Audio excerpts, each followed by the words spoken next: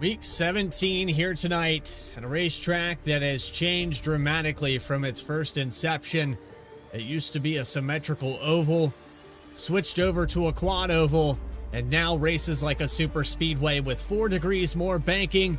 This asphalt surface is going to be 2 and 3 wide pack style racing for week 17. Live from Atlanta Motor Speedway, it's the Chapman Cup Series for the VSPEED 200. Welcome in, everybody. I am your host, Bradley Cooper, alongside Alex Gagnon all season long.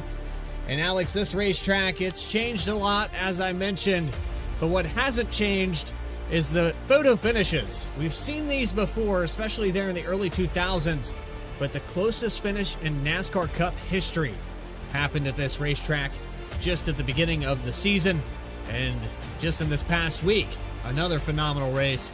I'm excited for tonight's action.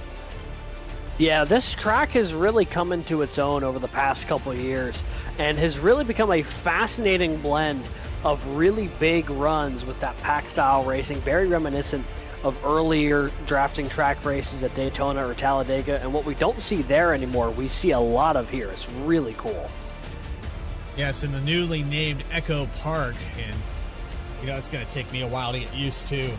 Yeah, you and me both. Yeah, it's been Atlanta all the way through from the time I was old enough to say words. So it's going to take a while for us to get used to that here on VSPEED, but nonetheless, this racetrack with its reconfiguration, of course, taking a look here at the points as well. After Pocono, not much has changed with the points lead, except it's extended out a little bit more. Travis Gilbert is in second position now with 3 victories.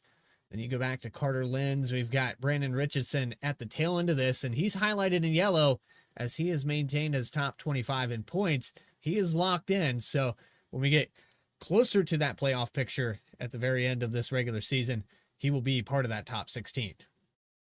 Yeah, he certainly will. It'll be interesting to see how narrow that cut line gets as we get deeper into the regular season here. You see there's a lot of cars really kind of stacked on top of each other here from 11th through 16th, so another winner from outside that group could put some folks in some real jeopardy.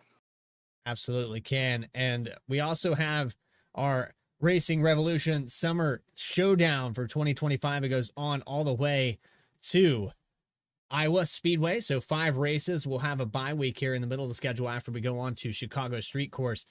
But we will get that information to you in just a moment as we are getting ready to grid. Let's take you trackside and get that pole award up on your screen. Coastal Financial Pole Award going to go to Michael Call. There he is in the number 89. He's had some success in qualifying. He's going to have it again here tonight under the lights. 89 on the top spot for that Coastal Financial Pole Award. Rest of your grid coming up on the screen. Jeremy Burns will start to his outside. In row number 2, we have Travis Gilbert, Kevin Orlando Jr. in the 27. He got a top 3 last week. Grant Turner will start in the 5th position. John Fike in 6th. 7th goes back to Michael Reed. Justin Ritchie in 8th. And rounding out the top 10, Justice Murphy and Trevor Keith in the 15. Yeah, the rest of your grid going to be coming across the screen here as the field just about ready to take the green flag. Should be a fun one here tonight. A 30-car field ready to rumble at Echo Park / Atlanta. Either way, should be a ton of fun, and these kind of races always shuffle up the field in the big way. You see some big names kind of scattered throughout the running order here. Yeah, Rob Rader back here in the middle of the field in 19th position as we continue on. Here we go for 130 laps from the 1.54 mile speedway in Hampton, Georgia.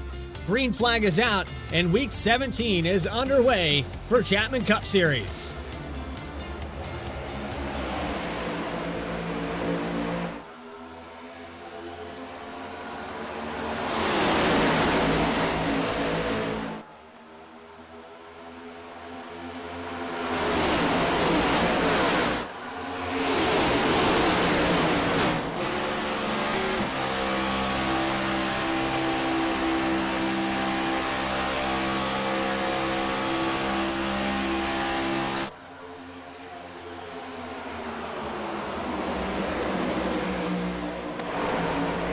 Lap number 1 is going to go to Michael Call. He holds on to the lead with Grant Turner just behind him. Michael Reed up to third now, up 3 positions on the move. And it's going to be hectic here to try to keep up with all the action on this racetrack tonight, Alex. It's 2x2 from around 7th position all the way back, but you're going to see that 2x2 start to spread closer to the lead as they build that momentum. Yeah, absolutely. All it takes is one car to switch lanes here, and it completely tips the scales of where you want to be running on the racetrack. Michael Call in control right now. Grant Turner putting a lot of pressure on his back bumper with Reed there as well. Travis Gilbert has worked his way up the 4th. He's battling with Justice Murphy, but take a look here. This is what we're looking at from Grant Turner's perspective, and you'll see just how tight he has to run to Michael Call each lap of this race here when he's staying in behind him. And as these tires wear out, you will get that dirty air effect. This car, again, really aero dependent. It will suck up on the straightaways, but when you go into these corners, it doesn't want to stick the bottom. And when we're talking about side-by-side, well, that's where it spells disaster, because this bottom line will push up the racetrack second on back, and it makes it very difficult to not get into the guy to your right-hand side. Yeah, it absolutely does. And the runs here, once the tires start going away just a little bit, the runs start becoming bigger and bigger if you do not get a good exit out of the corner. So while everything very stacked up like this in the early going, as this run continues, you'll see them really start to fan out and accordion a lot more aggressively than we're seeing here in the opening couple laps, where Grant Turner, in this case, can just hammer down and keep pounding the back bumper of Michael Call. On board here with Grant Turner, and he's got the foot to the floor. I know he has a pedal cam here tonight, but it's 190 plus going into turn 1. A little bit off on the average here as he is pushing. He's probably overheating at this point. You get trapped behind a guy. It's another factor that we've talked about in super speedway style racing. Eventually these cars get hot, and that can also spell disaster for anyone behind them.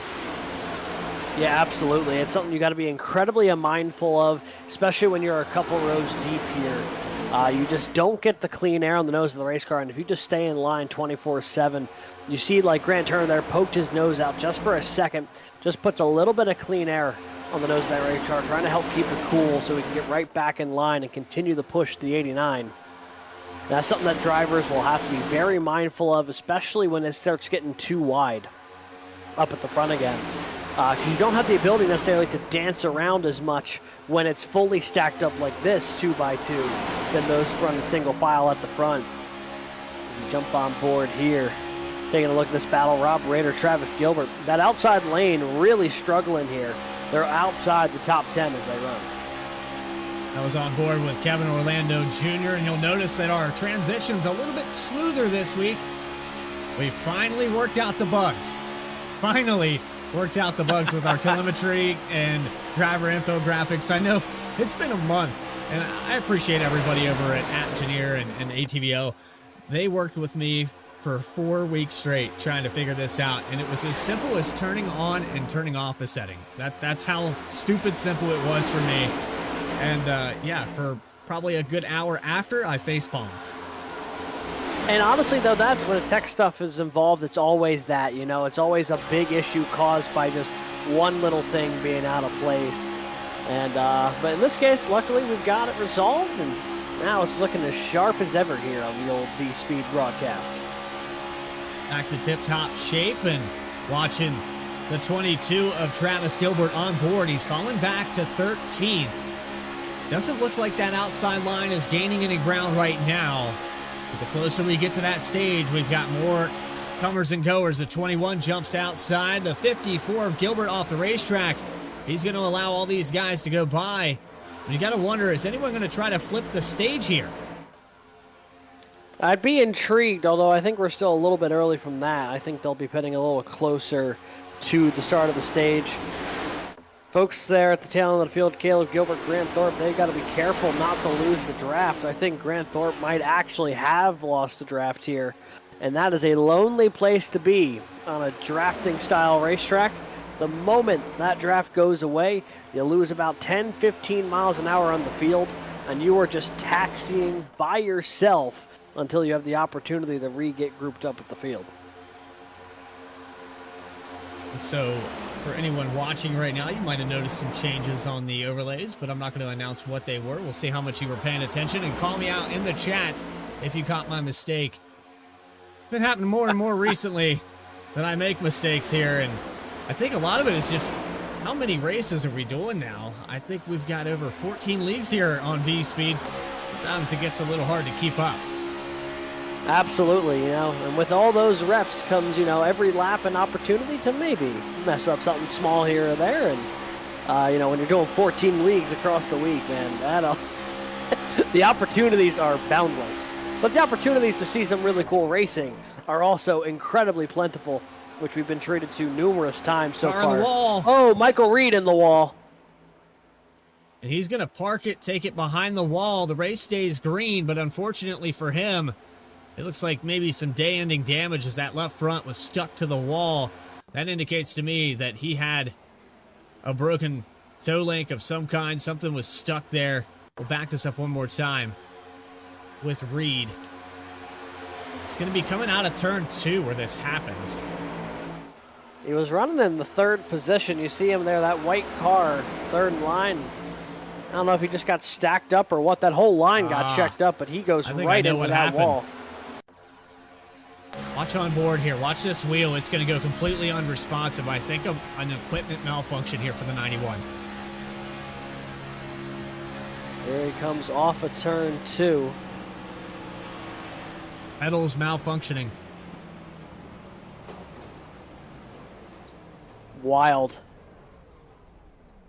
That's, I believe, 2 weeks in a row that the 91 has had an equipment malfunction. He was doing pretty solid there at Pocono. Yeah, and just running top 3 here at Atlanta today. Before that puts him in the wall, will effectively probably end his chances at victory, even with how early it is. Worth noting tonight, the drivers do have one fast repair that, in this case, Michael Reed may be able to use, but already multiple laps down at this point, so an uphill climb for the 91 if he were to get back onto the racetrack here. And the side-by-side continues back here. Kevin Orlando has not had an opportunity to even get to the outside. He's either been beside the 22 or he's been a few cars back from this. And when you're riding on board on the bottom of this racetrack this deep in the field, you've got to be feeling that tire wear as you watch the sparks fly from bottom and out on those carbon composite under panels. You see that top line starting to get a little bit of momentum again because of that checkup from the 91. They've crawled their way back to 7th here. They've got some support. Fike and Picklesheimer lined up behind Travis Gilbert. Travis Gilbert has not moved from the lead car on the outside since the drop of the green flag here, and it's been mixed success at best. He's been more or less going the wrong direction here. See, he's battling with Kyle Stewart as we are on board with John Fike, the pushing car here on the outside. Well, it could just be the factor of not having the right guy behind pushing. He seems to be making up a little bit of ground now with Fike on the back bumper. And across that quad oval, you have to be careful. We've seen a number of incidents going into turn 1. Fike leaning on the right rear. That was almost disastrous. Yeah, it could have been really bad. Looks like everything is settled out for now.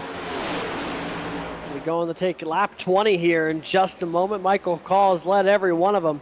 It's been a dominating effort up front, but honestly, I'm really impressed with the patience some of these guys in the lead group are showing at the moment.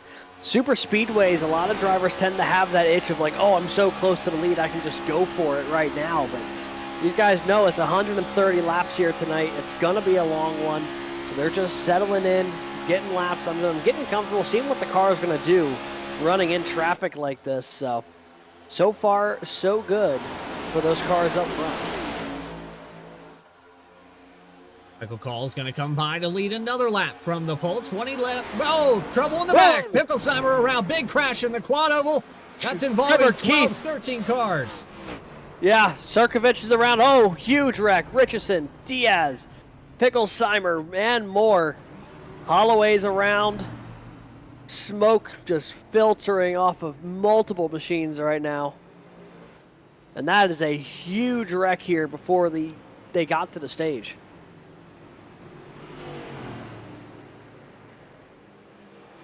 Just shy of that lap 30. Let's go on board with Trevor Keith. I think that's where this starts. Right there, contact. I think that was Fike on the back bumper. It's a junkyard. It's a junkyard. One. Yeah.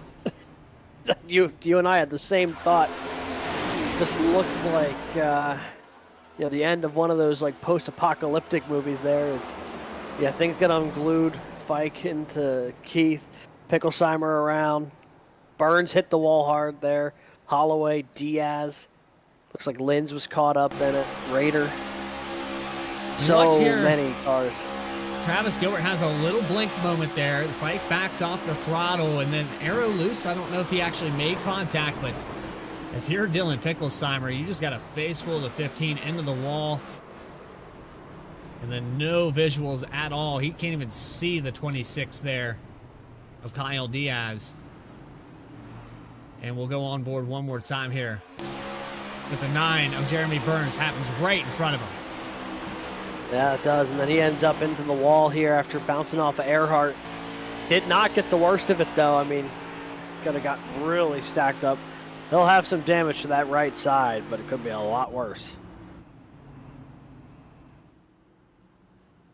And everybody electing to stay out on this racetrack, so that gives us a brief opportunity to pay some bills here for Racing Revolution in the Chapman Cup Series. Don't go anywhere. We have more coverage to continue of stage number 1 right after this. Chapman's been around for 32, almost 33 years. It's a great company. Chapman's been around for 32, almost 33 years. It's a great company. We've built it from 10 people not all that long ago to 32 people today. We continue to grow. We're hiring people all the time. If there's one thing that I could do, like before my time is up at Chapman, it is making sure that we've built a company that will stand the test of time. And my goal as the current owner of the company, or one of the owners of the company, is to ensure that we can pass the ownership of the organization on to the next generation of people coming up the ranks today.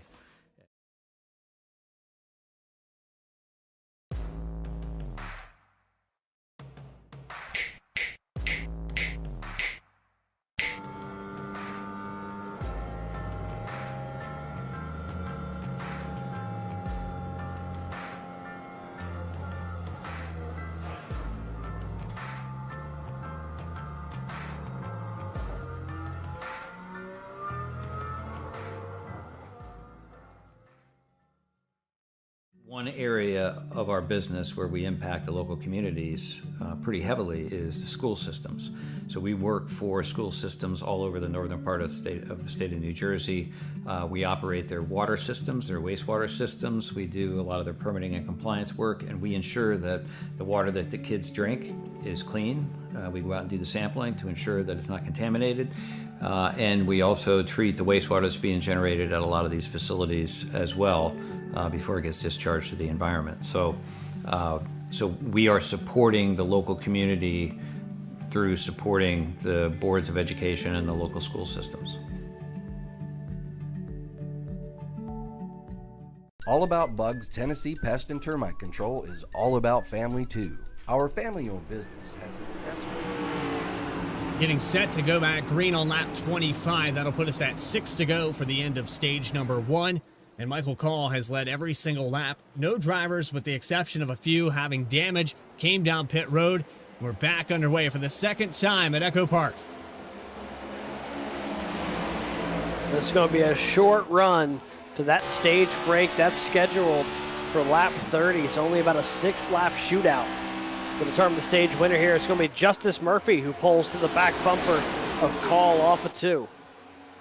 Down the backstretch, car jumping out of line, I believe. That was the 15 of Trevor Keith. A little off the pace there with some of that damage, not able to keep pace with these guys. And looking like a little bit of frustration there. Still have him up on the driver camera in the background, but it's got to be frustrating. I think that's another week here for Keith that he's had a fast car and he just hasn't gotten the finish that he deserves. That has been more or less kind of the theme of his season, I would like to say. He's had some tough results over the past couple months here. You see right now Michael Call leading Justice Murphy. Grant Turner sits third. Christopher Schaefer running in that fourth spot, all in the inside lane. This time around, it'll be 4 to go in the stage. How long does the 12 sit behind the 89 here? How long do you want to be patient? We were just talking about the patience, and Ruth Ann called you out. You said they were slowing down, they were taking their time, and then suddenly, across the quad, we junk about 12 cars. It can happen that fast here in Atlanta.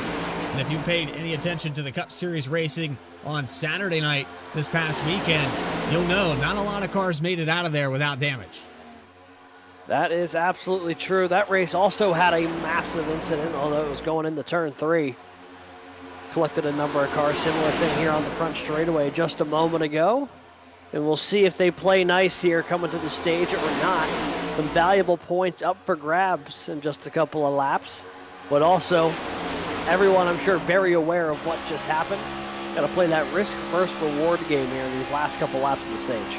Weigh your options. If you have a top 10, Nick Alves on the outside in the 7th position. Probably not going to push the issue too hard with this side draft, but also trying to navigate maybe 1 or 2 more positions.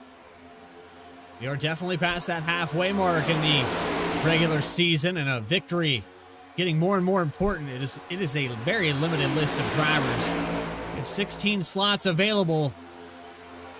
You need 16 different winners. Michael Call will come off of turn 4 for the white flag. The end of stage 1. Alves is around, and that takes Burns. With him. That's going to do it. Stage winner, Michael Call, and Jeremy They're Burns in the still background. wrecking behind them. Alves is in the wall. That is going to end the stage. Massive wreck in a very similar place to where the one just a couple of laps ago occurred. Those are your top 10 getting points. Michael Call, stage win with Murphy, Grant Turner, Christopher Schaefer, Michael Bennett, your top 5. John Fike, Kyle Stewart, Travis Gilbert, Trevor Erhardt, Kevin Orlando, rounding out your top 10. But holy. Oh, we got to go sort this out. Let's find the 9 car. He's heavily damaged again.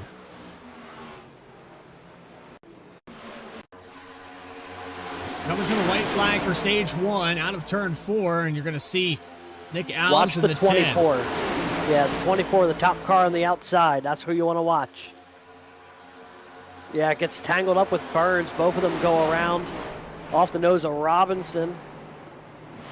Wild ride there for the 9 through the grass. But I tell you what, Nick Alves ends up coming back up the racetrack from that spin, and he gets caught up with several more cars, as we'll watch from the Skycam.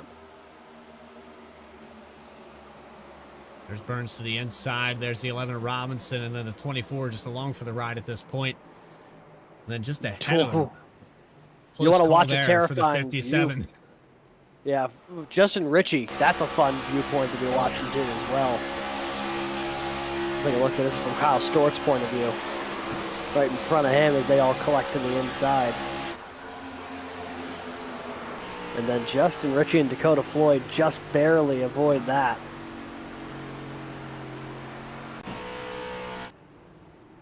That brings us down pit road. Yeah, it's not been an event short of action here in the opening 30 laps.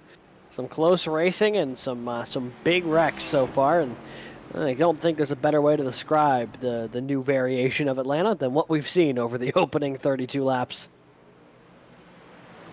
Well, and it's the product of super speedway racing, and unlike Daytona and Talladega, where it's a little bit wider around this place, and there's a little bit more time to react, you can kind of see not as much, just like you're on the back bumper here, but you can kind of get a feel for where the pack is going. And here it's just wide open. Keep it to the bottom as tight as you can and hope that the guy in front of you doesn't make a mistake. And that tends to lead to a lot of problems, especially when these tires get worn out. Absolutely. And that was, that's just the opening, 32 laps here. I mean, they've still got just under 100 here to make it to the end. And all these drivers were issued one fast repair for tonight's event, so being caught up in one of these wrecks isn't a day ender per se, but you can only do so many of those before nature's going to catch back up. We'll take a look at that bracket challenge, a little bit transparent here in the backdrop. Let's see if we can get a good look at it here with Burns just outside there on the left-hand side, and this one might need a little bit of a rescale, so we'll try this again. There we go. Yeah, I think there we that's go. a little bit better. Worth highlighting, Jeremy Burns, Travis Gilbert as the top 2 cars in the points right now. They have a bye in this opening round. Everybody else, though, has a head-to-head matchup for, you know, a little extra bonus, a little extra competition out on the racetrack today. So all of these drivers have another driver that they are trying to finish ahead of. And that in this summer showdown, it is quite simply just whoever finishes ahead of the other advances to the next round, with the goal being the last man standing and taking that victory at Iowa. Fun little opportunity to kind of get in on the bracket challenge that the Cup Series is doing, and they're doing something similar here. And I'll be honest, I think it's always a ton of fun to do stuff like this in the middle of the season, where, you know, you're really working your way through that regular season, getting toward that crowning a champion, and an opportunity just for a little extra competition, a little extra elbow throwing out there on the racetrack. It's going to be John Fike and Trevor Erhardt who won the race off of pit road. Looks like right sides only as we go back green. Stage number 2 underway for week 17. And a decent jump here for the 65. 22 and Travis Gilbert going to return the favor.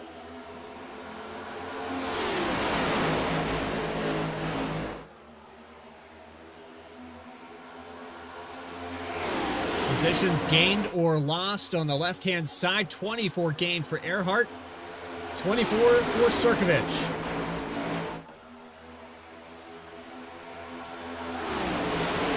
Some big movers here in the top 10.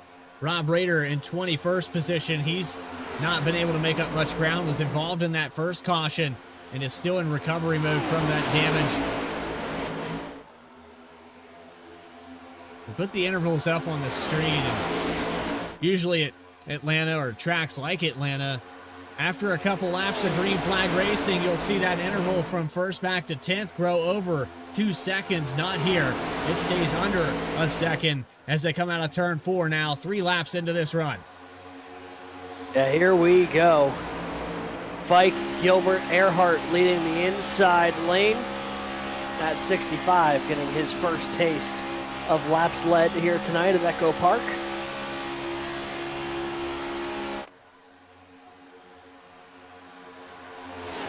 You see now going into turn 3, still a lot of side-by-side. Sirkovich leads them from about 4th, 5th on back on the outside. It's Grant Turner giving him the push from the 8th position. Yeah. And a little out of whack there. I think got arrow tight off of 4, wasn't able to get to that bumper. Sirkovich is going to lose a little bit of ground through the quad oval, but now look at the surge back on the outside. 2-car tandem pulling away. Great pushing here on the outside. Yeah, the outside lane has had a tough time really getting up there at any point so far tonight. We'll see if Sirkovich and Turner have any luck. Yeah, Forget pushing the 39, and Turner was a really strong pusher for Michael Call in the early going. So we'll see if he can get to the back bumper of Sirkovich here down the back straightaway, maybe help him forward a little bit. Right now, though, that is, oh boy, that almost got really out of sorts. Man. Almost kicked Sirkovich out of line. He was giving him the business going into 3, and that almost ended disastrously.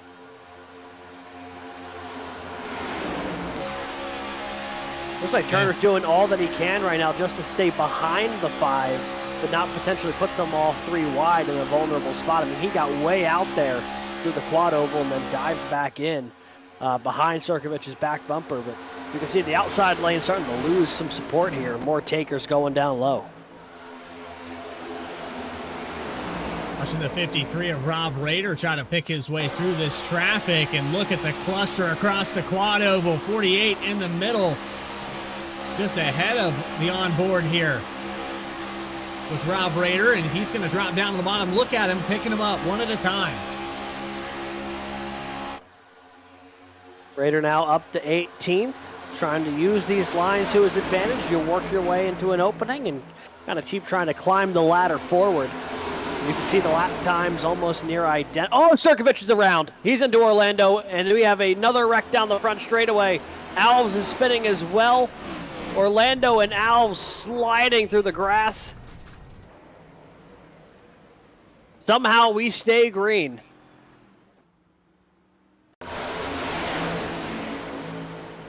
There's the contact there with Sirkovich, and then Alves on the check up there with Floyd in front of him. He's along for the ride. And that was Joe Joya that actually got sent through the grass. Watch one more time from the blimp camera.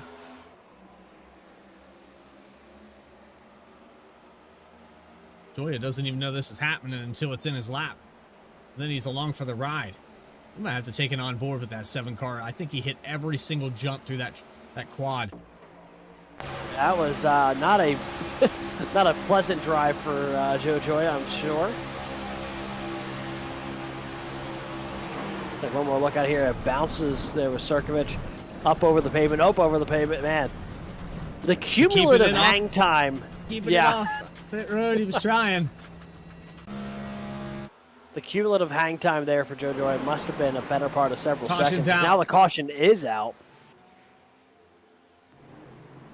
Not Maybe for sure Carter exactly Lenz? what for. Might be Carter Lenz. Ah, Oh, there it is with the 48 of Parker Johnston. and Parker Johnston had just loosely gotten caught up, I think, in that previous incident as well. So that was a huge break for Joe Joya and Nick Alves. And yeah, just off the nose of the 11. It is getting messy out here tonight in Atlanta. The patient's starting to wear thin. We're approaching that halfway mark at lap 65. You know that intensity starts to pick up, and when you're running in a traffic jam like you are here at Echo Park, it tends to wear your patience a little bit more thin as that race goes on. We've already seen with a handful of drivers, patience is really the only name of the game they have left. They've got so much damage. You can even see here with John Fike, he's got left front damage. But you go back to drivers like Michael Reed, who have just now got back on the lead lap. Jacob Sirkovich, who came down pit road as we hit pit stops for the second time. A lot of fuel-only stops this time around. It's starting to play that strategy, but again, it goes back to the patience game. You can play these fuel strats all you want, but it really doesn't mean anything if this race doesn't stay green. Yeah, and that really does become the issue. And then you just end up fueling up. Everyone's on the same strategy, and everyone's just going to try to bull rush to the front at the same time. Has its advantages, has its disadvantages for sure. We see there's Trevor Keith, Alex Forget, Grant Turner all pulling off a pit road.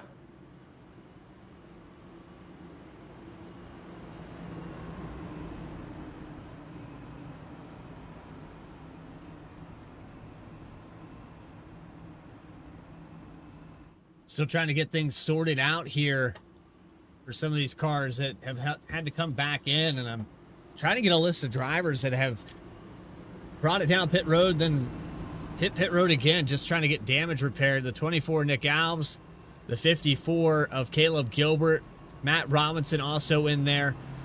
Joya, the 27 of Kevin Orlando coming back out on the racetrack.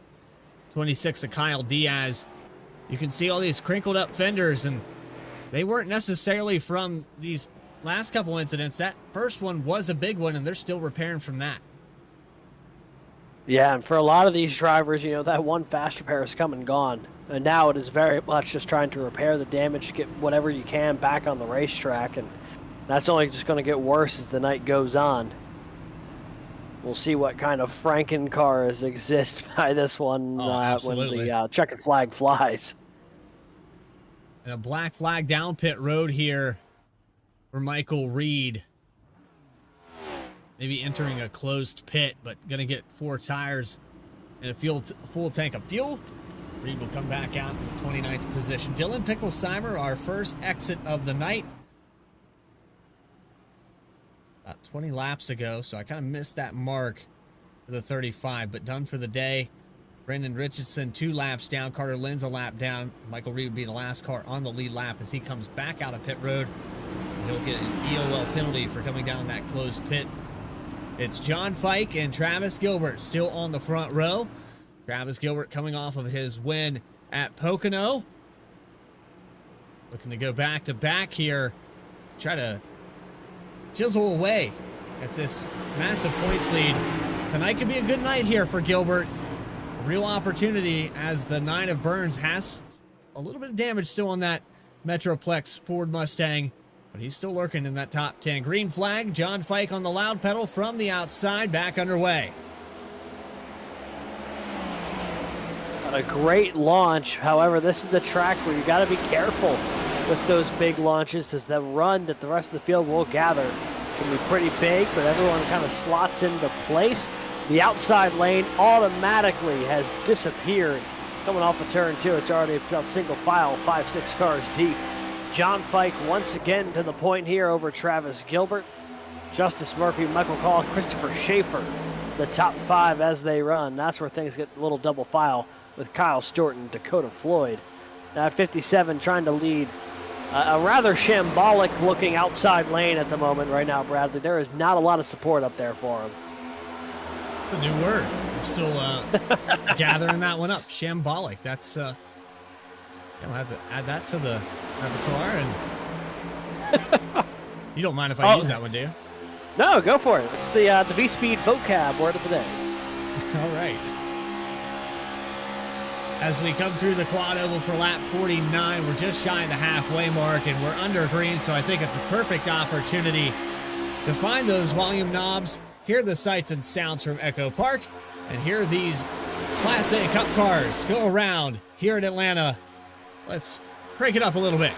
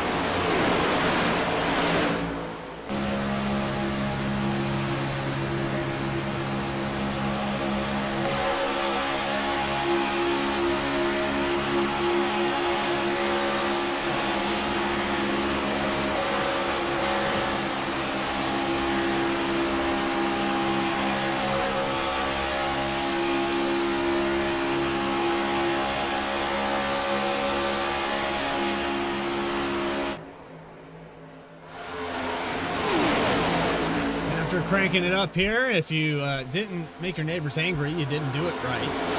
I'm here on VSPEED for the Chapman Cup Series.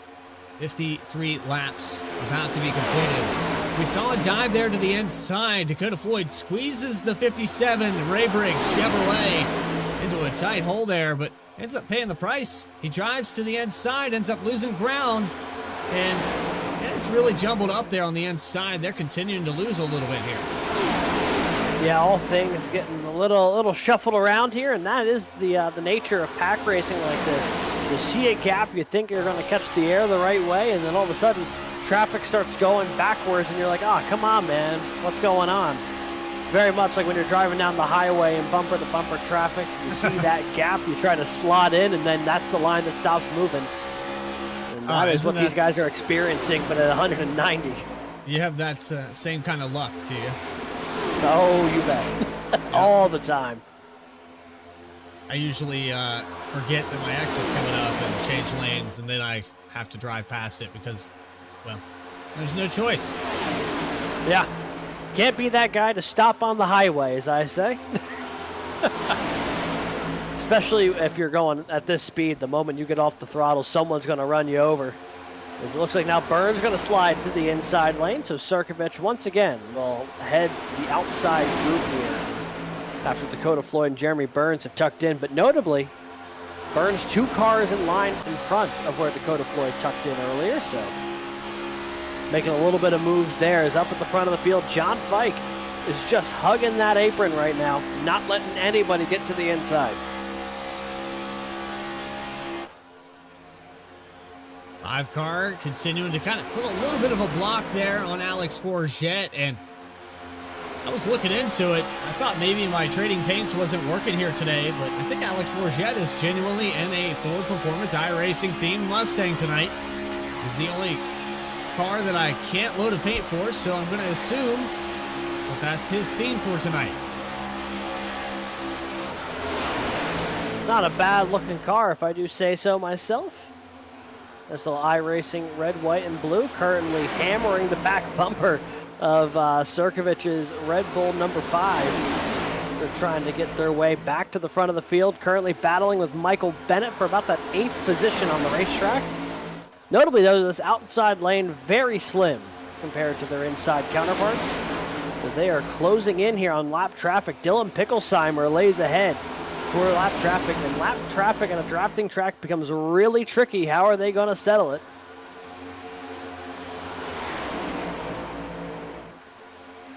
I can tell you Looks how like not to settle it. Yeah.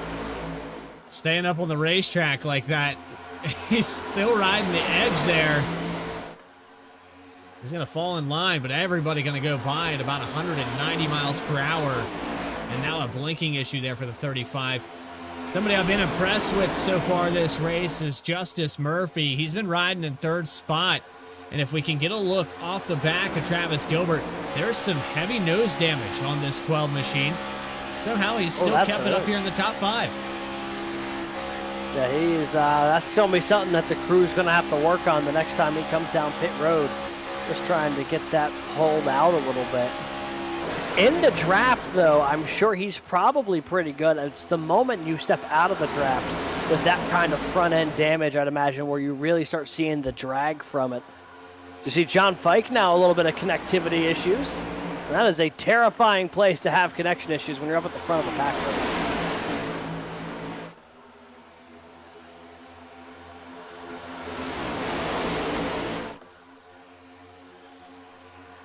And it sounds like race control letting John Fike know that the blinking has got to get under control if he's going to stay up at the front of this field. That is a league rule where if your connectivity is that bad that it becomes a danger to other cars, you do have to pull out and back to the tail end of the pack. So we'll see if that stabilizes it all here for the 65. I've not noticed it personally. It's every now and then, but I've also seen other cars blinking here tonight. Maybe a slight little issue with the server. But we've seen that before, and the real issue here is that you're right on top of one another.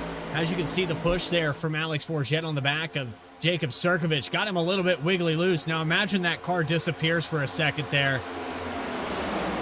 That's the reason for that kind of safety call that these guys, the track steward, race control will absolutely let these guys know, hey, you know, for the concern of the other drivers around you, might be best to just fall to the back and let that internet clear itself up. And I can guarantee you that if I get that report coming through my headset, I'm telling everybody in the house to stay off the Wi-Fi. Whatever subscription they're watching right now, it's canceled. Yeah. TV's off, phones in airplane mode, absolutely nothing in or out. Wow! Oh boy, oh boy. Sirkovich is still trying to save it. Holding on to it. He got he's it. going to lose it into the Floyd. Oh, huge wreck down the back straightaway. They tried spinning that car not once, not twice, but 3 times, and it was on the 3rd go-around where the 5 finally pitched up into the wall. And it's going to collect a huge host of cars, man. It was a big save at first from Sirkovich, but that's the issue when you're leading a line in a drafting-style track, is just because you can make the save doesn't mean the cars behind you can check up and give you a break. You're going to watch it here from our blimp camera, and I don't know if it's just aero loose. You can see that wiggle, another wiggle, a little bit of net code, and the 19 just all over the back bumper, not lifting at all. Tell you what, a fun viewpoint on someone getting through that wreck would be Rob Rader in the 53. He snaked his way through that entire thing. Impressive stuff from the reigning champ. To see this unfold in front of him. Can't even see it till it's right on top of him. And slides on by, gets past the second bit of it as well. And, you know, for better or for worse, he's going to gain a whole host of positions from it. I believe the 27 also had kind of a front row ticket to this incident.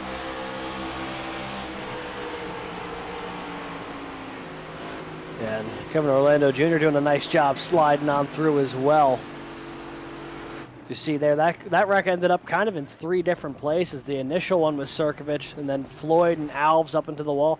Nick Alves and Parker Johnston, I feel like, have gotten, for better or for worse, caught up in just about every incident tonight.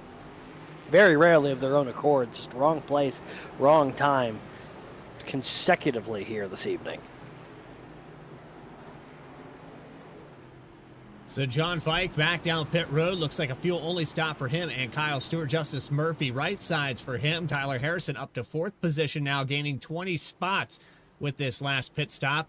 And that's the first time I think we've mentioned Tyler Harrison's name here tonight. He's going to advance up to the top 5 for this next restart. Don't go anywhere. Side by side, more coverage of the Chapman Cup Series right after this. Chapman's been around for 32, almost 33 years. You know, it's a great company. We've built it from 10 people not all that long ago to 32 people today. We continue to grow. We're hiring people all the time.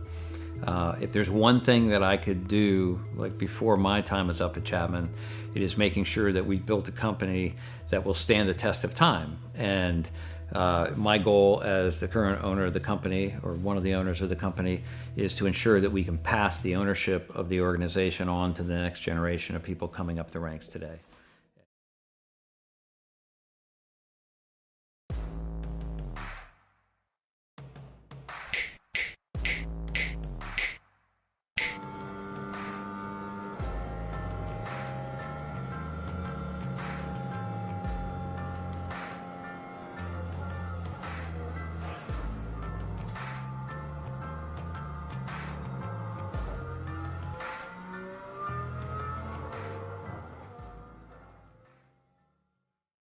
One area of our business where we impact the local communities pretty heavily is the school systems. So we work for school systems all over the northern part of the state of New Jersey. We operate their water systems, their wastewater systems. We do a lot of their permitting and compliance work, and we ensure that the water that the kids drink is clean. We go out and do the sampling to ensure that it's not contaminated. And we also treat the wastewater that's being generated at a lot of these facilities as well before it gets discharged to the environment. So we are supporting the local community through supporting the boards of education and the local school systems. All About Bugs, Tennessee Pest and Termite Control. Back here live at Echo Park, Atlanta Motor Speedway, whatever you want to call it. But I thought we were doubled back up. It looks like we're going to go one more lap here. Some drivers trying to get repaired, caught back up to the field. And this time the lights will go out on the pace car. See that flash up on the top left of your screen. And again, shout out to Adam Baker for all he did to put these assets together and these overlays. I mean, it's just finally getting them to work. My frustration's gone. Now I can kind of enjoy and give you guys that smooth transition to everything. But they really were beautiful this whole time. They just needed a little bit of sandpaper to clean them up. And they certainly have it now. And dare I say, one of the best looking asset packages in all of motor racing at the moment. I mean, they just look clean as clean can be. A lot cleaner than a lot of these race cars at the moment there, Bradley. A lot of these guys are tore up and beat up here in the opening 68. I'm glad you said that, because we were going to go through a list of cars. I think it would be easier to name the cars that don't have damage. That's probably a shorter list at this point. In fact, your leader on this restart, John Fike, who somehow has kept that Ford Dark Horse Mustang up front this whole time. He has another damaged car behind him in the 12 of Justice Murphy. On the outside, looking pretty strong there with the 10 of Stewart and the 45 of Harrison. Again, Harrison advancing a lot of positions after those pit stops on lap 65. But here we go back green on lap 69 out of 130. Just under halfway left in this race. Mike is going to have his work cut out for him. I think we're going to see that outside line intensify a little bit here. And here we go. Good start here. Justice Murphy shoves John Fike back to the point. And something happened to Kyle Stewart. Harrison's gone around him. The 10 has fallen back. Oh, Harrison dropped to the inside. That's what happened. The 10 now stuck out in no man's land. And the inside group just starting to put a huge distance on Stewart. Absolutely no support on that high side. This is another car that we're actually showing the proper paint scheme for. Not entirely sure what the issue is with the 10 car, but the orange speed number 10. Might have to take a quick break here at some point to try to figure out the issue with trading paints. But Stewart getting left out to dry on the high line as the 23 now to the bottom side, and it's such a lonely place to be when you have nobody until you get back to around the 11th spot with Erhardt and Burns side by side. He's going to continue to plummet until he catches the draft, and the 41 way up the racetrack, 3 wide through 1 and 2. That was a big move right there and a bigger moment. That almost ended up with multiple cars in the fence. Instead, we continue. Trevor Erhardt trying to hold off Jeremy Burns here. Parker Johnston has jumped in behind Burns. So has Joe Joya. They continue to try to work their way to the front. Stewart leading this outside group from 7th. So needs a lot more help, I think, to really make a charge at the race leaders. They've at least kind of recollected themselves here and got themselves moving at the same pace as that inside line. A lot of pushing and shoving. It looks like Rob Rader going to take a jump to the high side. And he's going to look to lead this outside group maybe to the front. He's trying to potentially get teamed up here with his teammate Jeremy Burns. Kyle Stewart right now splitting the difference between the two Element X guys. Contact between the 53 and the 23. The 10 got into the back of them. These cars getting really arrow loose on the outside line. Raider jumps back to the bottom. A lot of cars just trying to get this thing sorted out. That's right now. Close call there. That's a really close call. And that has completely destroyed the momentum of the outside line. No one inside the top 10 running outside of this single file run at the moment. Parker Johnston, that last car in the top 10, he is well clear right now of Kyle Stewart. A little bit of 2x2 just outside the top 10 at the moment. Stewart battling with Grant Turner for the 11th position. Schaefer going to pop up to the outside. He'll now lead this group. Definitely lost some track position, though, because he was up there with Rader. And, oh, boy, really got a push there right across the curved part of that front straightaway. That could have been really bad. That was a lateral push, and that is a great way to end up in the fence. Jeremy Burns thinks better of this. These guys getting a little bit crazy for him. He jumps down to the inside. The 10 trying to still work with the 23. But yeah, that was not a good push there through the quad oval. Sent the 23 sideways. Door check to the inside. Somehow we stay green on lap 76. That we do, although they are really starting the swarm here. It is getting really, really close in a lot of these corners and through the quad oval. Cars not really giving each other a lot of room. But up at the front, man, I mean, John Fike continues just the truck along here on the apron. It's the easiest job in the world right now. Just keep the hammer down and wrap the apron to the best of your ability. And it is working for that 65 machine.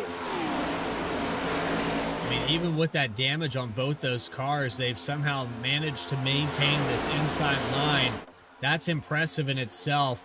It shows how formidable these composite bodies can be, and iRacing's damage model kind of reflecting that as well. We talk about other racetracks where damage can maybe hurt you, but right now that clean air has been so kind to the 65. And it just continues to let him sit out front.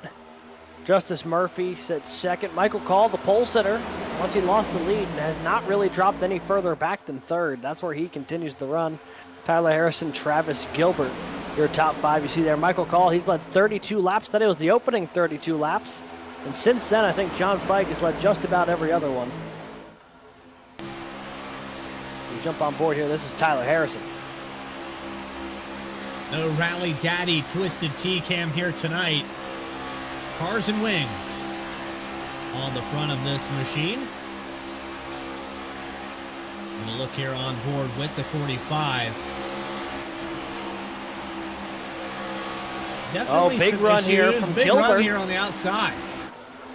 Oh, he's going to take Schaefer with him. We've got ourselves a little bit of action for the lead here off of turn 4. First time today that we've seen that on the outside, lap 79. Travis Gilbert to the point. He's going to take Christopher Schaefer with him. And that Toyota Camry with a little bit of front end damage as well. He's going to look to try to get to the back bumper of the 22. That was a huge run they got out of turn 4 that last time around. It completely changed the fronting order of the front of this field.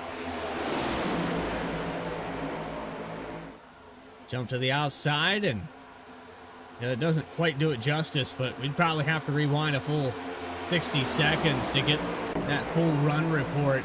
But the fact is, the 22 of Gilbert trying to go back-to-back since Pocono was successful. It looks like the confidence level for this driver getting better and better. He's had a string of top 3 finishes. We've talked to him a lot this season, and he's looking like he's in top shape for maybe an upset. We thought it was going to be Burns this season, but Gilbert's starting to come into his own in the closing portion. In the regular pace of this season, the 23 of Christopher Schaefer on the back bumper.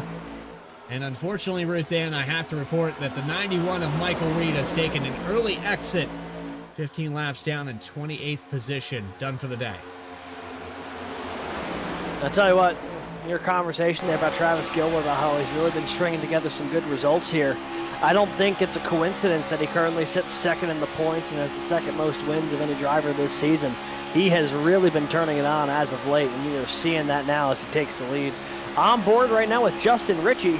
I tell you what, he's run a pretty clean race to this point, but he's had to do a lot of evading of stuff happening in front of him when some of these cautions have come out. Absolutely has. He's kept that car clean. And most importantly, he's on his only fast repair tonight has been used, so he has to be extra careful to not get caught up in anything. But let's be honest with ourselves here, Alex, and we're not speaking this into existence. It's bound to happen here at Atlanta. We've got around 50 to go.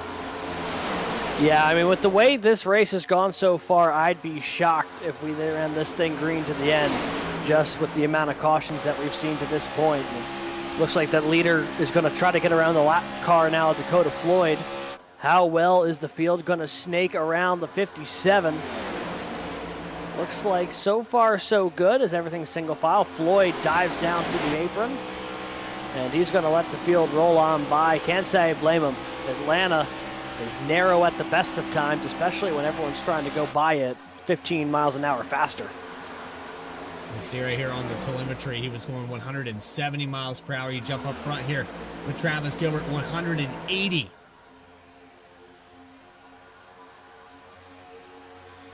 I don't know if someone had a connectivity issue or what, but it sounded like someone just had an engine issue. I think it was just a connection issue on my end, though, because everyone looks to be running fine. Well, you say that. Well, Alex Forget just hit pit road. Or maybe has been here for a minute. Actually, he's 20 laps down. Yeah, he's continued the sit there, but the lap's starting to tick away, and this field's starting to get strung out a little bit. So we'll take a look again here at the positions gained / lost. 11 spots gained for the 23 of Christopher Schaefer. Catbird seat for the number 23. Tyler Harrison, still the biggest mover of this race right now with 18 positions gained. Trevor Erhardt giving him a run for his money, though. 41 car working his way ever so closer to maybe 19 spots as he'll go by on Kyle Stewart. Michael Bennett just in front of him here if he wants one more. There they go. Bennett now thought about maybe trying to slide up the hold up Stewart just a little bit of side draft. Not a lot, but was enough to kind of keep the 10 in check here. The 10 repaying the favor down the front straightaway. When you get into these side-by-side drafting lines, side drafting becomes so critical to try to gain track position or at least not lose it as you're battling with these cars that are all stacked up in the draft. Got to find a way to kind of reach in and claw your way forward. Side drafting a great way to do it. You see Stewart now clear of Bennett. Going to try to get past Rob Rader, but Rader with an aggressive side draft. He's going to try to hold up the momentum with the 10 there. So you play these games with the aerodynamics on these cars. You pull down next to somebody, pull them back a little bit, maybe create a momentum off of the corner. It only works for so many times. Eventually, you're going to make door contact. These two teammates here for Orange Speed working quite well together right now with the 55, getting a little bit loose there through 3 and 4. He still has the 27 of Kevin Orlando all over the back bumper. That was a moment there. We'll ride on board with Orlando, and look at this 55 car. I mean, he was kind of handling like we saw earlier with Sirkovich. I thought we were going to see another one. Yeah, we certainly almost did. Big moment. Everyone just trying to get their breathing back under control, settle down again real quick. You see here we're just about 40 laps to go. Now make it 39 left from Atlanta. And these guys, the intensity level started high. There is a distinct level of tension, though, I think, running through the field at the moment as they continue to inch closer, knowing that these runs are getting a little bit bigger, pushes are starting to get a little less stable, side drafting becomes more critical. Everything is just becoming a little bit more of a difficult thing to handle, and that's starting to compound lap over lap. In clean air, not a lot of off-throttle time, if any at all. But if we run this out for another 10 laps or so, that could be a portion of this race where we do see drivers have to lift off. Of course, with the new tire telemetry 55 car drops back of Richie. And every time they were making headway here, as we were watching Kyle Stewart try to advance on this outside line, it seemed like every time he started to pick up positions, the 55 would drop back from getting loose, and that would kind of lose the ground that the 10 had made up. He has an opportunity to dive it to the inside. He'll peak here in front of Gilbert. He'll drop down. I think a wise decision here for Stewart. No, he'll jump back to the outside. Door closes. Yeah, and he is the only one out there right now. It is a lonely world being Kyle Stewart. Kevin Orlando Jr. way behind him as well. Not really going to be able to provide much support from back there. So it is Kyle Stewart versus the world, and the world is winning at the moment. Daniel Holloway goes by. Grant Thorpe goes on by. Here goes Caleb Gilbert looking to do the same. He'll make the pass. More car. I mean, he lost 3 or 4 spots just from turn 2 into turn 3. I think these cars are getting ready for green flag pit stops. I think they're getting ready to come down pit road, split this run with 30 to go. I'd say the next 5 laps, you're going to see everybody pour down that backstretch. And I can't say I blame them. You can't make a green flag pit stop from the high lane in Atlanta. It's not a guarantee you're able to just easily get down to the bottom lane with this pack drafting. So got to make sure you get down there with ample time to make sure you actually get down in the pit road. And pitting under green here at Atlanta is tough. You got to enter going into turn 3 and take that thing all the way around. You get to go 90 miles an hour from the entrance of 3 down into the actual entrance to pit lane, but it is an agonizingly long drive under green flag conditions.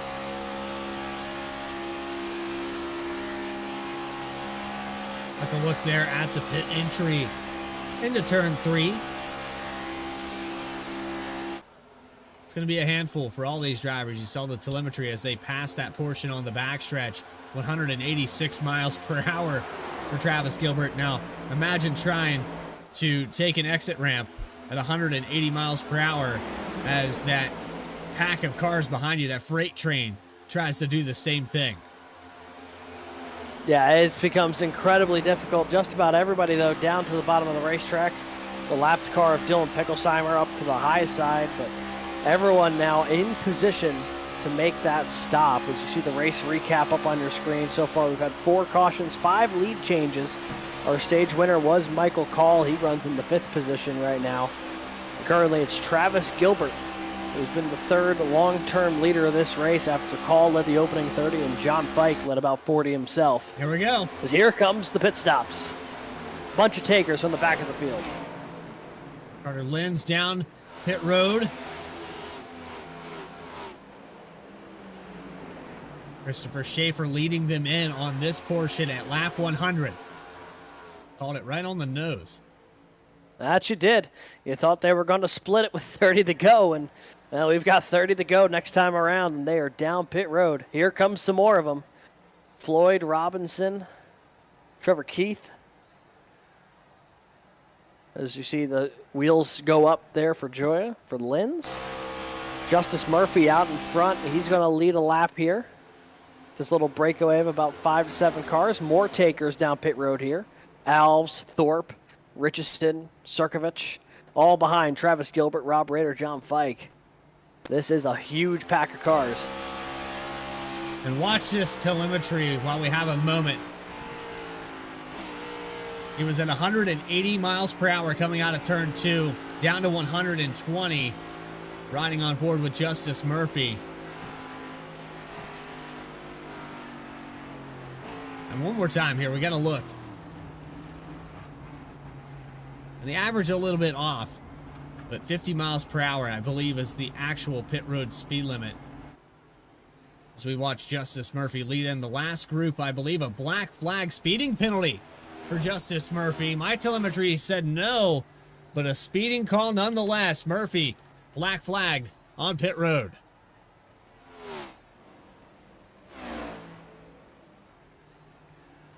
That's a huge bad break for the 12. He was running second before the pit cycle.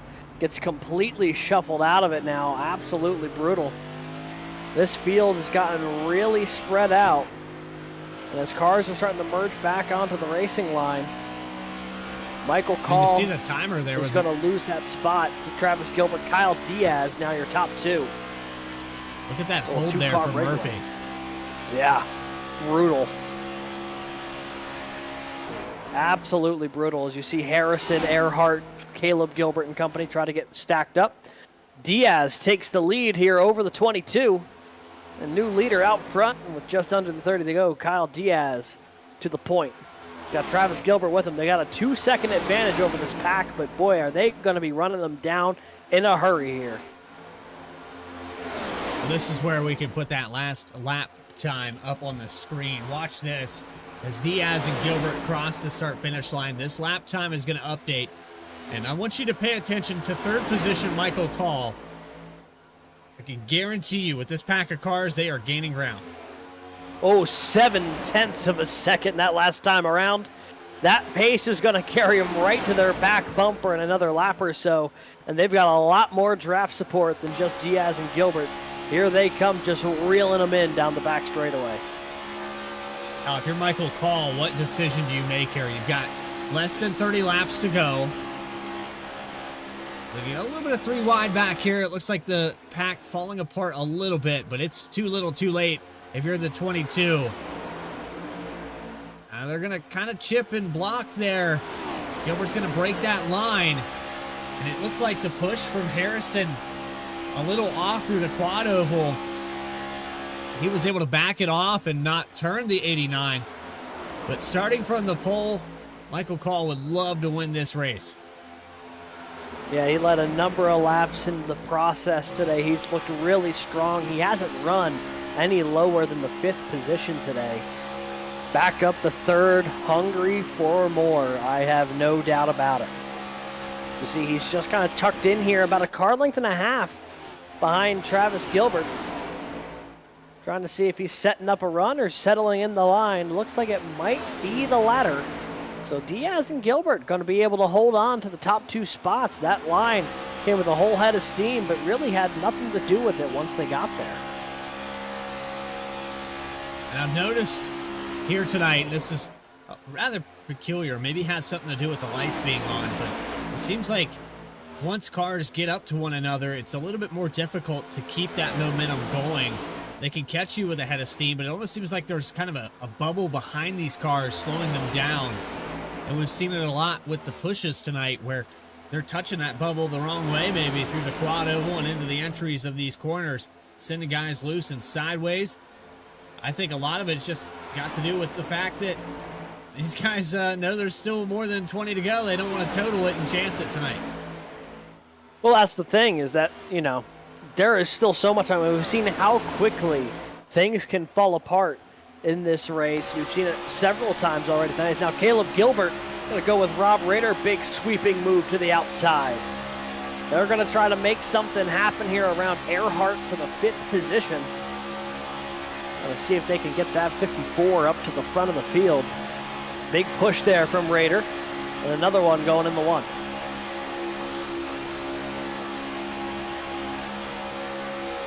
Big shove there, but look at the ground with the inside line made up there. Spicklesheimer will drop down below the apron to let these lead cars by. Rader is glued to the back bumper of the 54. He's not going anywhere. They're losing ground. Yeah, they are starting to fall back here. Schaefer and Johnston going to go on by. Grant Turner looking to do the same. And with next time by, it'll only be 20 laps to go, and that move looks to have been too early for Gilbert and Rader. They fall all the way back outside the top 10. They'll settle into 11th and 12th. The last cars in this lead pack. Diaz, Gilbert, Call, Harrison, Erhardt, the top 5. Schaefer, Johnston, Turner, Orlando, and Lenz, the top 10. But you have to go back a lot further here to look at the tail end of this pack. These guys have caught up to this group. It seems like once this field accordioned back together for the top 12 or so, things have really slowed down as far as momentum. And you got a second pack that is formed way back here with Jeremy Burns, Grant Thorpe leading the way. Last time by, a little bit faster than some of the cars ahead of them, but not by much, only a 1/10 of a second. Making a little bit of forward progress, but at the rate they're going, it simply will not be enough. You see Grant Thorpe running in 13th, trying to lead Jeremy Burns, Jacob Sirkovich, Justice Murphy, Brandon Richardson, or not Richardson, sorry, Kyle Stewart, up into that lead mix. Daniel Holloway as well, but a lot to be desired right now. If you're that group, you're honestly hoping for a caution, then you get even further back. This is Dakota Floyd and a ragtag bunch of guys at this point who are kind of scattered all over the running order, just trying to maintain pace with this lead group with the off chance there is a caution. We jump on board. There is Trevor Keith, who's running 18th at the moment. It's been a up and down day, to say the least, for the driver of the 15, Bradley. Keith looks like he's on vacation right now. I don't know what tropical island he's racing from right now, but definitely I want to be wherever he is, and I guarantee whatever he's wearing, he's definitely enjoying a beverage right now. I'm right there with you. Trevor Keith, cheers to you, and I know that it's been a frustrating season for him, but he's still always in good spirits and drinking spirits when he can. Well, I'm sure whenever he leaves Hampton here tonight, he'll head on over to Savannah and catch the first boat out of here. Looks like he's ready for a cruise. Yeah, As we Yeah, see, there we Side by go, up at side. the front. Yeah, a little bit of action here, side by side, back in the tail end of this group. Johnston, Turner, and Orlando trying to get something going. This is the back 6 of these 12 cars. On board here with Grant Turner, trying to give a push to the 48. Both Johnston and Turner know how to win here in this series on these drafting style tracks. Got to imagine they both know that. They're going to try to make something happen. But once again, this outside lane just doesn't have the momentum. When you only have 2-3 cars in the mix, that all fizzles apart. And they're going to have to regroup here. And maybe a little bit delayed here, but yes, absolutely, you got to have a backup driver, especially at racetracks like this. Some of these guys had backup cars tonight that they've had to use, and I'll go through the list of drivers that have had to use that as we go through. Kyle Diaz has had to use it. Also in your 8th position, 7th position, Carter Lenz and Parker Johnston have had to burn that fast repair. You go down here to Matt Robinson, he's had to use it, and then drivers outside the top 20 with Justin Ritchie, Brandon Richardson, Joe Joya, they've all had to burn as well. But I think for Dakota Floyd, he was trying to keep that fast repair in his back pocket, and it has backfired for him. He is now 3 laps down with some heavy damage. Caution is out, and it looks like Dylan Picklesheimer involved in this, as is Justice the 12. Murphy as well.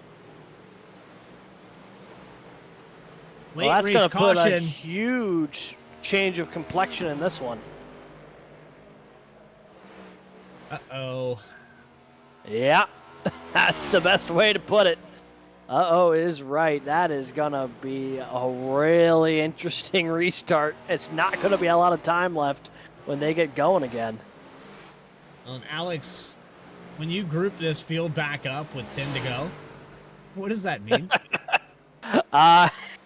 You know, there's an old saying that cautions breed cautions, and when you are at a drafting style racetrack, it simply means everyone once again has an opportunity to win this thing from first back through 20th. Something tells me this is about to get really physical, and there's going to be some, dare I say, ill-advised moves on the racetrack. There's going to be some feelings hurt for sure, and Oh, yeah. we're going to get single file here as we catch up to the iRacing pace car. Remember, there are 2 green-white checkers at our disposal, and the likelihood now of us using those has increased, I would say, probably to 100%. There's just no chance that these guys are going to play nice. You've got a lot of cars that have had damage, frustrating days. They could easily try to come back and win this race, and then you have guys that have been up front dominant all race long, like Michael Call, like Travis Gilbert, Kyle Diaz in that mix. John Fike, who's one of those drivers that I just mentioned, he's all the way back here in the 21st position. He will be the free pass position the next time we have a caution if he can avoid the incident. But remember, all these cars that have led laps here today, it doesn't mean anything if you don't lead the last one, and that's coming faster than you think. Don't go anywhere. We have more coverage to continue from Atlanta and Echo Park. You are watching the Chapman Environmental Services Cup Series presented by Racing Revolution and the VSPEED 200.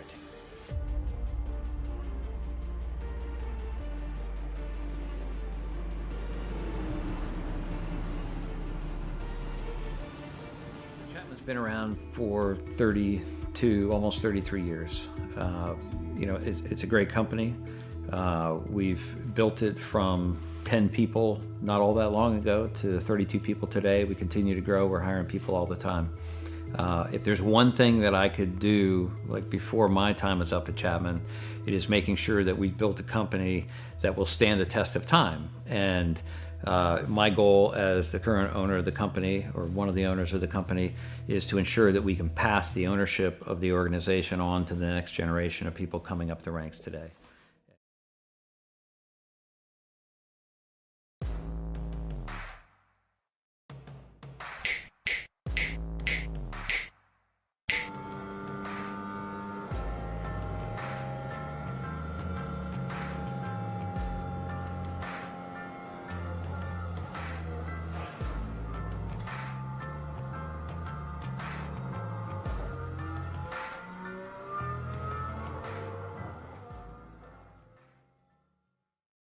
One area of our business where we impact the local communities pretty heavily is the school systems. So we work for school systems all over the northern part of the state of New Jersey. We operate their water systems, their wastewater systems. We do a lot of their permitting and compliance work, and we ensure that the water that the kids drink is clean. We go out and do the sampling to ensure that it's not contaminated. Welcome back, folks. Here, less than 10 to go from Atlanta, and we have got ourselves a good one. One more restart, potentially to get stacked up and try this thing just long enough where it won't be officially scored as a green-white checker, but it's not that much longer. Travis Gilbert, Kyle Diaz, that front row. Michael Call, Tyler Harrison, though, going to have something to say about it behind him as the pace car peels away. Looking at another restart as the race recap will pop up on the top of your screen. 5 cautions, 8 lead changes. 6th time today that we've went back green with Michael Call getting stage 1. He restarts on the inside. He'll drop back to 4th as the 45 of Tyler Harrison dives to the inside for 3rd. Top 5 now make it 6, all single filed. Harrison, though, going to step out. He's got a host of cars to support him. They've left Diaz and Travis Gilbert out to dry on the inside. Here comes Tyler Harrison through that middle lane. Harrison with a big run. He has the 89 of Michael Call giving him the shove. Trevor Erhardt, 3rd in line. And the 66 of Lynn's, a pinch down on the bottom. 39 of Grant Turner has a run. He's 3rd in line on the inside. They're all stacked up now. Diaz, Gilbert, Harrison, and Call rushing down this back straightaway. Timed beginning to slip away for anyone outside of this top 6-7 cars. Diaz gets a full car length ahead here. Harrison trying to hold on to it is now the inside lane, the dominant lane again. Harrison falls back a little bit. That outside line has completely fallen apart all the way back to Carter Lenz in 10th position. And you saw a dive to the inside right in front of Schaefer there at the edge of your screen. Schaefer didn't like that. He moves to the outside, and the 23 is going to try to make some headroom to the 10th spot. Around through 3 and 4 they go again. Harrison has a small contingent of cars pushing him on the outside here, but it's simply not enough. Who will be the next car to try to step up and make a move on the outside? They're going to have to rebuild. Oh, big wreck on the back. Oh, boy, Schaefer's around. Oh, and Orlando's into the wall. Oh, boy, Michael Call, Carter Lynn's in the fence. There's Jacob Sirkovich. Big wreck. And that will be sending us to Chapman Cup Series overtime. Well, we talked about it there in the off time and that commercial break and said, Alex, go ahead and explain to him because I think you read it off the best. Now's the opportunity as we have extended this race. And we certainly have. So this is going to result in our first attempt as a green-white checkered. We'll dive into that in just a moment here. But first, a look at what happened on the racetrack. This happens from just a little further up there. You see Kevin Orlando in the 27, one of these cars. Schaefer goes around down the front straightaway. And then Erhardt tags Orlando. The 27 tries keeping it off the racing line. Can't quite do it. Big shunt.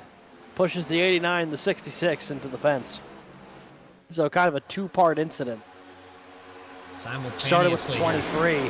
Yeah, started with the 23 behind him and then the 27 up ahead. But here's what happened to Schaefer.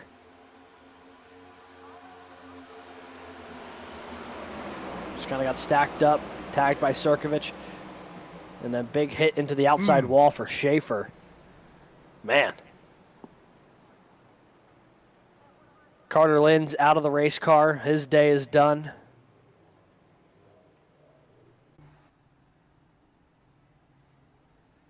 So now that will bring us to Chapman Cup Series overtime. For anyone who may not have experienced a green-white checkered before, basically the way this goes is that when they retake the green flag, we're going to have 2 laps on the board. They have to make it to the white flag the final lap.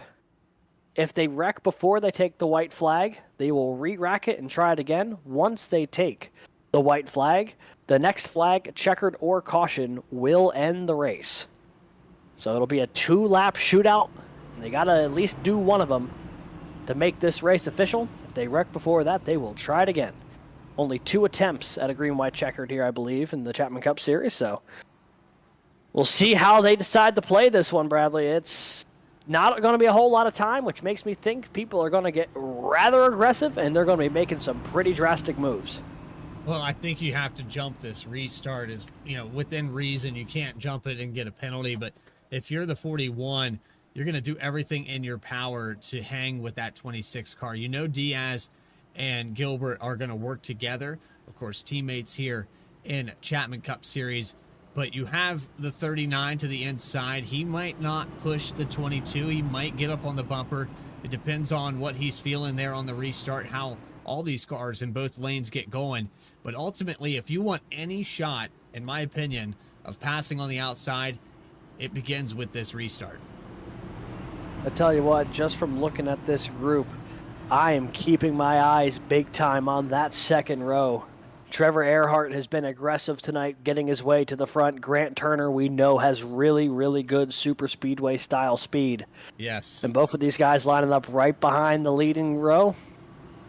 You don't know what they've got cooking, but it could be something. And then you've got Caleb Gilbert, Rob Rader, row 3. I mean, a lot of teammates and a lot of talent up in the front 6 spots right now. Well, Grant Turner has a victory in the Truck Series at this racetrack as well. One of 2 victories that he has this season coming from Atlanta. Trevor Keith getting ready to restart. He's getting some of those laps back, getting some of that ground made back up. We're racked back up for our first green-white checkered attempt. Pace car is about to pull off coming out of turn 4. If you thought it was intense before, here we go. Echo Park, week 17. Diaz, Gilbert, front row. Green flag is out, and we're back underway. Does not look like the greatest of restarts from the inside row. Diaz going to slide in front. He might take Erhardt with him. Rob Rader going to try to give him a push in the one. The front 5 cars are away. And the 41 left out to dry. Rob Rader cuts them off. Actually, the 41 was trying to drop down in front of him, but that hole filled up. That's what I meant there. As we go to the white flag, are we going to make it? Out of turn 4, Diaz with the lead. One more time around from Echo Park. Presented by Erhardt Homes. Diaz loving where he's living right now, but it's not done yet. Gilbert poking a nose out. Grant Turner goes to the high side. Down the back straightaway, everybody chasing Kyle Diaz. On the outside for Grant Turner. He's sideways. He's going to go across the nose of Rob Rader in a big crash out of turns 3 and 4. And Kyle Diaz just ran away with it. Kyle Diaz wins week 17 at Atlanta. Kyle Diaz gets it done. He's going to lead basically the last 28 laps, but my goodness, was that a violent crash going into turn 3 on the final lap. Grant Turner and Rob Rader absolutely hammered the outside retaining wall, and what could have been a top 5 day for them both is going to end in a drastic disappointment and a twisted amount of sheet metal. Still trying to limp it back around the racetrack. Here's a look at what happened on this white flag. You see Turner had made the run here on the outside. Rader and Caleb Gilbert pushing. They may have had a chance here, and then just got turned off the nose of Rader. Just massive wreck. Burns, Robinson, Erhardt, all in it. Trevor Keith got a piece of it as well.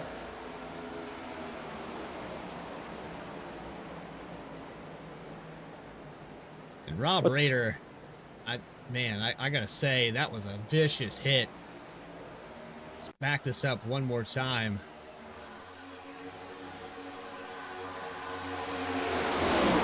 Also, I think, worth highlighting as we see this massive wreck one more time.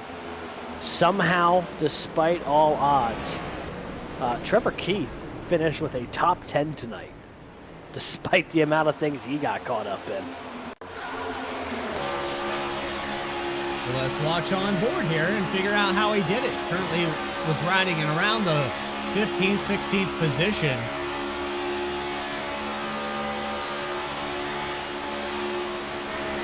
You see, there's the wreck. This massive bit of contact. He just kind of bulldozed his way on through once everything came back in front of him.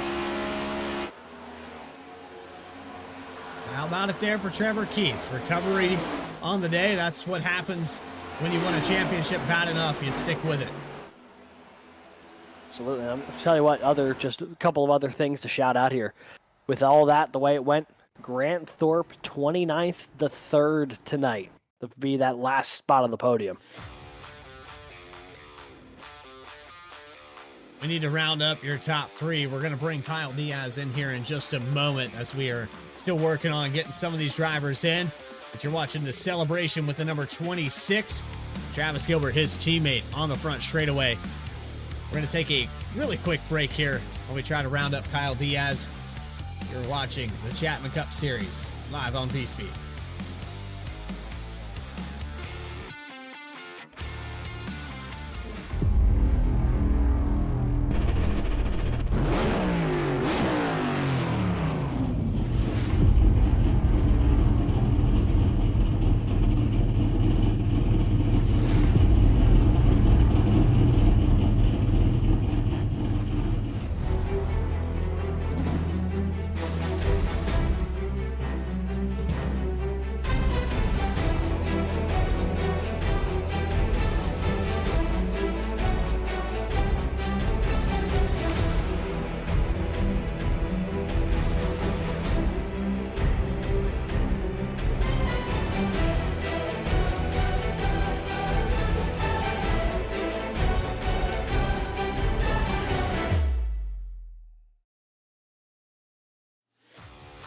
Welcome back here to our coverage from Atlanta Motor Speedway, where we have caught up to your top three. And the first driver that we're going to pull into the broadcast booth down in victory lane with Alex Gagnon, it's Kyle Diaz in the number 26, getting the win and locking himself into the playoffs.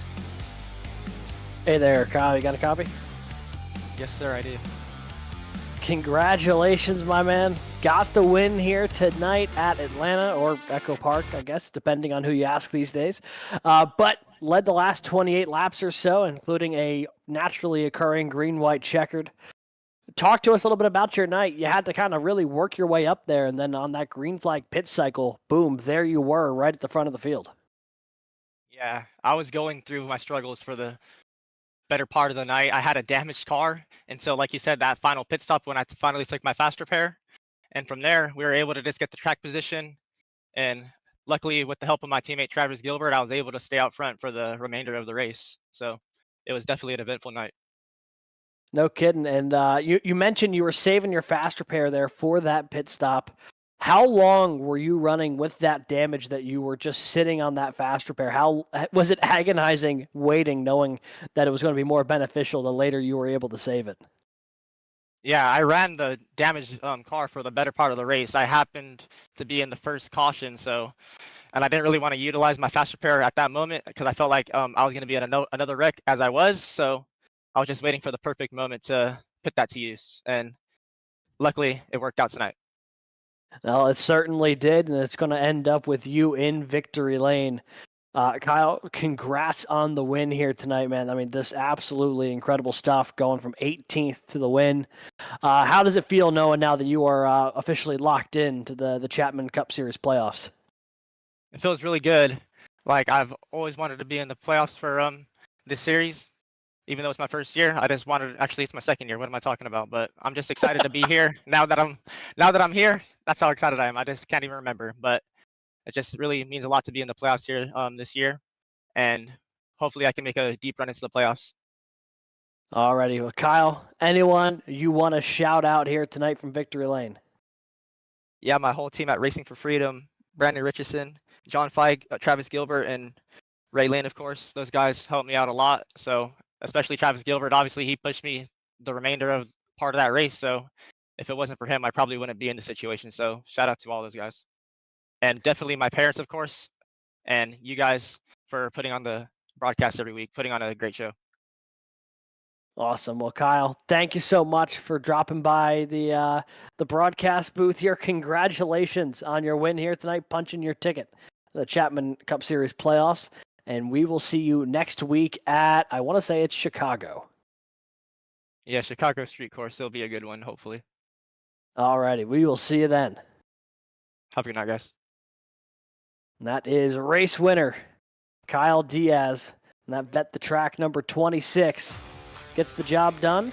And yeah, I mean, phenomenal job from him in the closing stages to fend off the multiple challengers he faced. It's time to get those final results up on the screen. I know we did this a little bit out of order this week, but an opportunity to maybe change it up a little bit as we see 6 cautions and 9 lead changes. Stage winner, Michael Call. He didn't end up in a very good position there at the tail end of this event. Final results up on your screen with Kyle Diaz, Travis Gilbert, and Grant Thorpe, the top 3. We'll get a word with the rest of that top 3 in just a moment. Tyler Harrison from 24th position to start this race, gains 20 spots. He will be the biggest. Well, I take that back. It's actually Grant Thorpe with his top 3 being the biggest mover of this race, but second biggest mover, Tyler Harrison. Impressive run for him. Top 5 for Daniel Holloway, another impressive run for the 21. Then it's Kyle Stewart in the 10, getting 6th position. Jacob Sirkovich, after trying to save that car several times, had to burn a fast repair. He comes from 28th to 7th. Trevor Keith with that impressive run back to a top 10, finally salvaging a day. Justin Ritchie 9th, and Jeremy Burns, the points leader coming into this week, he's going to finish 10th. Back in 11th this evening, it will be Justice Murphy, just ahead of Kevin Orlando Jr., Caleb Gilbert finishing 13th, Michael Robinson, Matt Robinson finishing 14th. Jeez.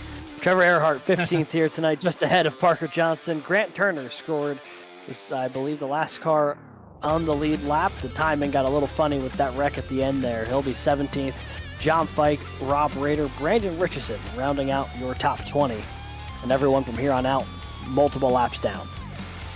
Michael Bennett will finish in 21st, Dakota Floyd 22nd. 23rd goes to Nick Owls. Michael Call, the stage winner, finishes 24th. Christopher Schaefer, who got up front here and pushed the 22 to the lead there for a moment, he's going to finish 25th. Carter Lenz, early exit for him, 6 laps down, 26th. Joe Joya, 8 laps down, 27th. Dylan Picklesheimer, 28th. Michael Reed, 63 laps down, a very early exit with an equipment malfunction, 29th. And rounding out your field is Alex Forget Berube in the number 19. Now it's time to bring the rest of your top 3 into the broadcast booth. And our second place finisher, giving the push to his teammate there at the tail end of this one, it's our top 3 finisher, Travis Gilbert. After that win at Pocono, you back it up, you follow it up with a second place finish. This vet to track 22 is on rails for these last few weeks. Hey, thanks, Bradley. How you doing tonight? Oh, I'm doing great. I mean, we've been watching you kind of progress, and we were looking at, with what Burns has accomplished, but now you're starting to creep into the picture of maybe taking that points lead if you keep it up. Burns is so good on the road courses that we have coming up, so you can almost chop him up to being 2 more wins. So, I was looking back at that. I don't know. I couldn't sleep, so I was looking back. The beginning of the year we had fast race cars, but wow, we had no finishes and everything. And Jeremy was knocking off 40 and 50-point races there while I was getting 0s, 2s, 3s, and 4s. So to even be in this position, it just is a testament to the Racing for Freedom team. Ray Lane, Kyle Diaz, Brandon Richardson, John Fike, Devin Hudgens, Robert Roth, Chris Roth. Like, we all are in Tay McDonald. Like, we are dedicated. We don't like losing. So the whole Kyle Busch moniker, when he said that he doesn't, he doesn't like losing, like he hates losing more than he enjoys winning. Like, it kind of reminds me of Earnhardt. Earnhardt said he would wreck his mom and stuff. So and sometimes this stuff comes back to bite you. So like, you have to be smart. So this year, at the end of my races, I'm trying to be there to finish. So luckily, like you said, we built some momentum here. We got 3 Racing for Freedom cars into the playoffs now. That's the first time this team's ever done that. Kyle Diaz, Brandon Richardson, and myself, like, that's 5 wins for Racing for Freedom across the board. John Flake has had really fast race cars, and we can't wait to get Devin Hudgens back too. So, yeah, it's just really, man, Bradley, I owe it all to the Racing for Freedom team. They're awesome. They're really fast. Travis, I know that this has been a collection, especially at this racetrack, putting together, the drafting and the battles and trying to keep it on the inside. You guys were dominant down there on the bottom of the racetrack tonight, and that 22 car saw a lot of TV time up at the front. But finally, Travis, with this second place finish, you shouted out a lot of guys here tonight. Is there anybody else that you have to thank before we let you go? Yeah, like it's getting bigger and bigger, and it's much appreciated. Kyle won on Sunday in the Icon League and got into the playoffs over there. I didn't get to cap off the second place. I've ran second place a lot, pushing my teammates. Racing for Freedom as a whole has 3 wins and 2 1-2 finishes in our last 3 league races. So Ray Lane won Monday, was got him to a win with the second place, dramatic sideways, and then tonight this one. I was hoping to see it stay green because, on the restarts, we can get bottled up and the high side can make a move and stuff. So, nonetheless, we work together as a team. Vet the Track, please go visit vetthetrack.org. Our veterans, they can use all the support. Jim Whittam, he's a great dude. He's out there trying to help veterans' lives become better, getting them out of the battling PTSD one lap at a time mindset to where they can get back to the camaraderie and the family function. So vetthetrack.org as always. Appreciate them. I've named off Ray Lane. He's, man, like he wants to be in this league so bad. However, you know, we can't thank him enough for everything that he does to help us prepare for these races, and he's a big reason why we're knocking out these 1-2 finishes and running up front. So much appreciated. My friends Terry and Tweet, Chauncey, my mom, my nephews Branson, Tristan, they're all dedicated to watching. My sister, her husband, my niece Amelia, and then now we got you guys, Alex and Bradley at VSPEED. Always love going back and watching you guys' stuff. Chapman Environmental Services, Buttkicker, Enginuity Power Systems, and then we have Erhardt Homes, Love Where You Live, sponsoring the White Flag. So appreciate everybody, and hopefully you keep seeing us in this 22 Vet to Track Ford Mustang up front with our teammates over here at the Racing for Freedom team. We can't wait to see what the rest of this season holds. But Travis Gilbert, it's on to Chicago Street Course next week. We'll see you in 7 days' time. Until then, have a great 4th of July, and we'll see you next time. Yes, I appreciate it, Bradley. You do the same. You guys, God bless America and happy Independence Day to everybody. There you go. Happy Independence Day from the 22. Second place finish. Started in third. Stayed in the top 3 for 90% of this race. He'll move on to next week. Finally, that brings us to Grant Thorpe, where Alex Gagnon has caught up with him on pit road. Hey there, Grant. You got a copy? I got you. Tell you what, big mover tonight, 29th to 3rd. You were just chipping away at this thing the whole way. Although it looked like when we were on that long green flag cycle with the green flag pit stops and all, and everything cycles out, and you were kind of stuck in that second pack. You were running like 13th or so. What happened there? Was it the caution that brought you all back even and got you really back into the mix there? Because it looked like you were putting on a clinic passing cars when it looked really difficult tonight. And then things kind of stalled out there after the green flag pit stop. Yeah, certainly got bailed out by that late caution. Brought us back up there. Jeremy was trying to push me. I don't know who was behind him or not, or what was going on, but we just couldn't get locked together to get caught up. And even if we did, it was gonna be a tough ask to get caught back up to that front pack. We were like 5 seconds back once we got all lined up and around the guys who were blending onto the track. But to your point of starting at the back, finishing 3rd, I am absolutely atrocious at qualifying at these super speedway races, so probably work on that, but it's kind of fun coming from the back every time. Certainly an opportunity to really feel like you're flying passing cars like the way you were and have in a lot of these drafting style tracks so far this year. Ultimately, though, you got that 3rd place finish. Is there anything that you feel like you could have maybe done differently to try to get up there for the win tonight, or was it just a case of too little, too late time-wise? Yeah, I don't think I could have done anything to get the lead there on the last lap. I nearly got collected and wadded up in that big wreck. On the, I think is entering 3. Or maybe not 2. I don't remember exactly. But I was lucky to survive that one, and at that point, there wasn't enough help behind me to make a run, so I just kind of stayed in line and tried not to plummet back and fall outside the top 3 there. Well, you certainly did a great job holding on to it, and that wreck did take out quite a number of cars. And that really seemed to be the theme, I feel like, a lot tonight. It seemed like you were really good at being where these wrecks weren't so far tonight, which is not, easy to do. As we were watching here on the replay, quite literally Grant Turner getting turned into your right rear. Honestly, kind of miraculous that you were able to keep the hammer down. Fantastic stuff, dude. Thank you. But I guess one more question while I'm thinking about it here.